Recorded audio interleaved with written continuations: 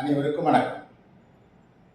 இப்போது நம்ம அடுத்து படிக்கிற மைண்ட் வேர்டு தெரியும் இல்லையா? இந்த இல்லையா, நீடு டிஜிட்டல்ஸ்.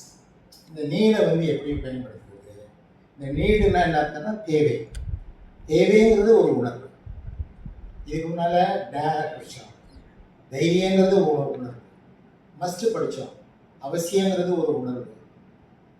கேன் படித்தோம், முடியுங்கிறது ஒரு உணர்வு. ஷூட்டு படித்தோம், அதில் அட்வைஸ் பண்ணுறது நல்லது அப்படிங்கிறது ஒரு உணர்வு. இதெல்லாம் முக்கியமான உணர்வு. நம்ம பேசக்கூடிய முக்கியமான உணர்வுகளில் எப்படியெல்லாம் வாக்கியங்களை அமைச்சு பழகிறது, அதான் இப்போ நம்ம படிக்கிறது. இப்போ தேவைங்கிறது ஒரு உணர்வு. இப்போ நீடு டிஜிட்டல்ஸ் சரிங்களா? Needing mind. இதை பாருங்களேன், நல்லா கவனிச்சுக்கோங்க. We need learn English. நல்லா பாருங்க, we need learn English.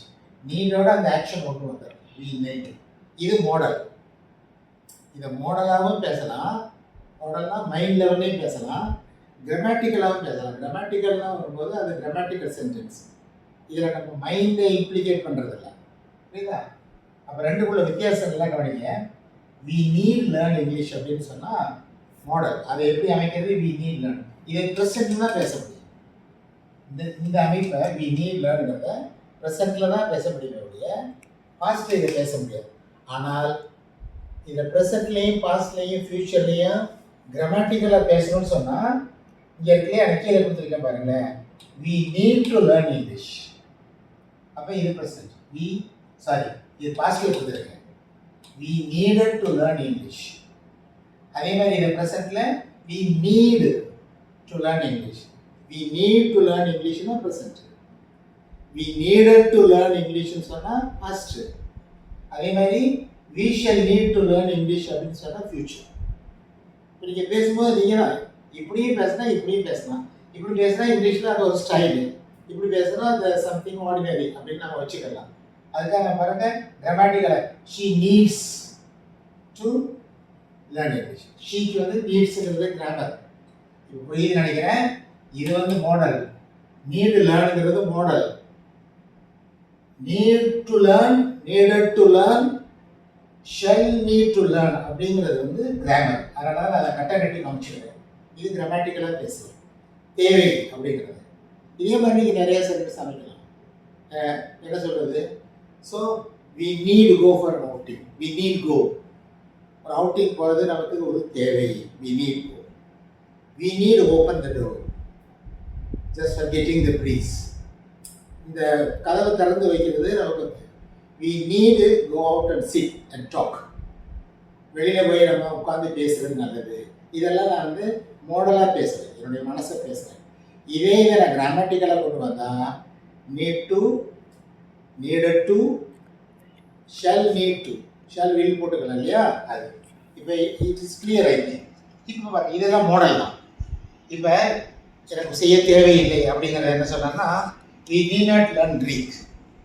க்ரீக்கை நம்ம கற்றுக்கிறதுன்னு அவசியம் இல்லை. இந்த நீட் நாட்டை நான் ஏற்கனவே மஸ்ட்டு சொல்லும்போது சொல்லிக் கொடுத்தேன். மஸ்ட்டு சொல்லும்போது மஸ்ட் நாட் போட்டால் அது தட் இஸ் சம்திங் சிவியர். மற்றவங்க அதை விரும்ப மாட்டாங்க. அது என்னது? மஸ்ட் நாட்னா 100% தேவையில்லை. 100% தேவையில்லைன்னு எதையும் சொல்ல முடியாது. அது கொஞ்சமாவது நமக்கு பயன்படும். அவ்வளோ ஸ்ட்ரிக்டாலாம் நம்ம லைஃப்பில் பேச முடியாது. ஒரு ஃப்ளெக்சிபிலிட்டி, ஒரு கிவ் அண்ட் டேக் இருக்கும். அப்போ அதனால தான் நான் மஸ்ட்டுக்கு நெகட்டிவ் வி நீட் நாட்னு சொன்னேன். இப்போ அந்த நீட் நாட்டை நெகட்டிவாக நடத்துகிறேன். We need not learn Greek. உண்மையிலேயே க்ரீக்கு நம்ம கற்றுக்கிறதுங்கிற அவசியம் இல்லை. We need learn English. English இப்போ உள்ள நிலைமைக்கு கட்டாயம் கற்றுக்கிறோம். ஆனால் க்ரீக் நமக்கு கற்றுக்கணும்னு அவசியம் இல்லை.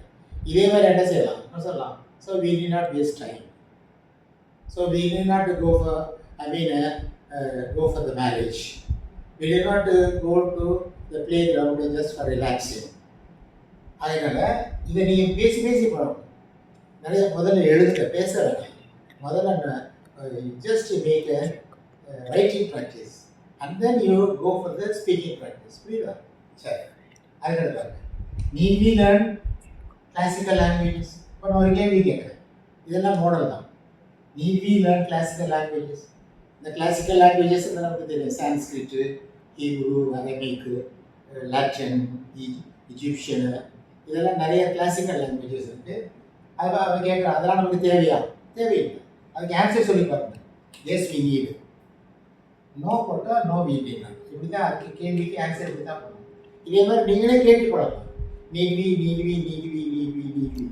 புரியுதா? So need we take non veg, need we take veg, need we take hot water, need we take cool water. இதே மாதிரி சின்ன சின்ன உங்களுக்கு தெரிஞ்ச வெக்காபுலரி வச்சு இந்த சென்டென்சஸை நீங்கள் ஃப்ரேம் பண்ணி பழகுங்க. அதான் எஸ். அதுக்கப்புறம் நீடை வந்து ஒரு நவுனாகவும் பயன்படுத்தலாம். ஒரு நவுனா ஒரு பெயர் சொல்லலாம். நான் இங்கே என்ன கொடுத்துருக்க பாருங்கள், இட் இஸ் அவர் நீடு அப்படின்னு என்ன? Sleeping is our need. Now தூங்குறது இப்போ நமக்கு ஒரு தேவை. Gaming or playing is our need. Now அது நமக்கு தேவை இல்லையா? Food is our need. Food உணவுங்கிறது நமக்கு ஒரு தேவை. Breathing is our need. அந்த நீடுனோட சொல்ல முடியாது, தட் இஸ் எசென்ஷியல். அது நீட காட்டில் ரொம்ப அதிகம். அதனால எதெல்லாம் wearing the watch is our need, wearing the chappal is our need. அதே மாதிரி adjusting with other people is our need. I mean smiling at others is our need, advising other people. இந்த மாதிரி இட் இஸ் அவர் நீடுன்னு சொல்லணும். இப்போ it is clear ஆகிடுது. அப்படின்னா நான் என்ன சொன்னேன், ஜஸ்ட் ரீகாப்சுலேட்டு. நீட்ல அது மாடல்னு சொன்னேன், model speech. Need to learn, needs to learn, shall need to learn. இது வந்து கிராமட்டிக்கல் ஸ்பீச்சுன்னு சொல்லுது. இப்படியும் பேசலாம், இப்படியும் பேசலாம். இதை பேசினா ப்ரெசன்ட்ல தான் பேச முடியும். இதை பேசினா பாஸ்ட், ப்ரெசன்ட், ஃபியூச்சர் கிராமர் வர முடியும். அதே மாதிரி நீட் நாட்டுங்கிறது மாடல். நீட் நாட் நிறைய நீங்கள் சொல்லலாம். நீட் நாட் ஃப்ரெண்ட்ஷிப்பில், கிளாஸ் ரூமில், அவுட் சைடில், when we move with the people, நிறைய வந்து ஒரு சொசைட்டியில் நிறைய தேவையில்லை தேவையில்லை தேவையில்லை நம்ம நிறைய சொல்கிறோம் இல்லையா? அப்போ இதெல்லாம் நீங்கள் பேசி பண்ணுங்க. அதே மாதிரி நீட்வி நமக்கு தேவையா? நேற்று அதுக்கு முந்தின கிளாஸில் சொல்லி கொடுத்தது வந்து அது நான் என்ன எதை டீச் பண்ணேன், இது நீடு, அது டேர். அந்த டேரு நீடும் ஏறக்குற ஒரே மாதிரி போகும். இப்போ டேரையும் நான் சொல்லிப்பாங்க உங்களுக்கு ரிமைண்ட் பண்ணுறதுக்காக. அதே மாதிரி இது இஸ் அவர் நீடு, இது நமக்கு தேவை. சரி, இப்போ இதே என்ன செய்யலாம், இந்த நீடு டேரை ஏறக்குற ஒரே தான்.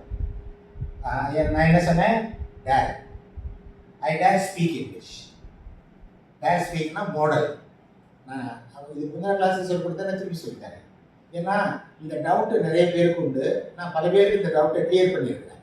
இந்த டேரு, நீடு, இந்த மாடல் வேர்பை ஈவன் கிளாஸ் ரூம்ஸில் அல்லது ஸ்டூடெண்ட்ஸுக்கு காலேஜ் லெவலில் கூட இதை டீச் பண்ணுறது சில பேருக்கு அது கொஞ்சம் கஷ்டமாக தெரியும்.